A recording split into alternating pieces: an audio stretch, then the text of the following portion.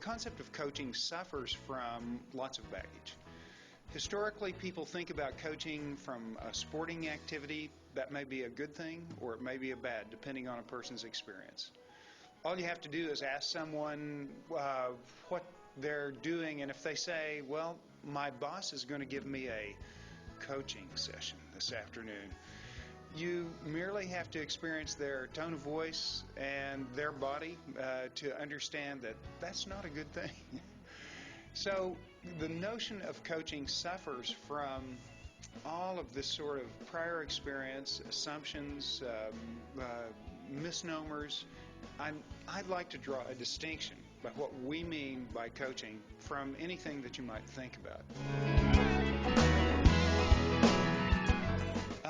This approach to coaching is different. It's distinct in the fact that it is not a consulting approach. It is not an expertise-based approach. In fact, you'll find that sometimes it's a distinct advantage not to have knowledge or expertise in this the specific field that the issue occurs in.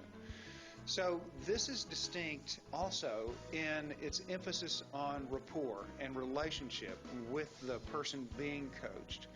It's the essence of this, because this is a trust-based approach. Without trust, it's unlikely that the coach and the performer are likely to progress beyond merely a mechanical approach. There's an emotional component to this approach. It's not purely a rational approach.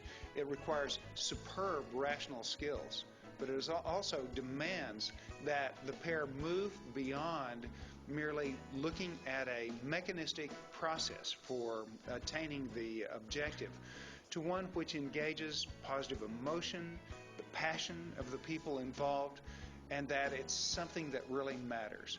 This approach is distinct in its emphasis on respect for the capability of the performer itself. It's a process of growing capability in that performer, of enabling, moving beyond enabling, empowering that person to solve their own issues, to create their own plans, to become more and more powerful in their capability to get better results. This fact-based approach is not merely skill building, or it's not simply a training process.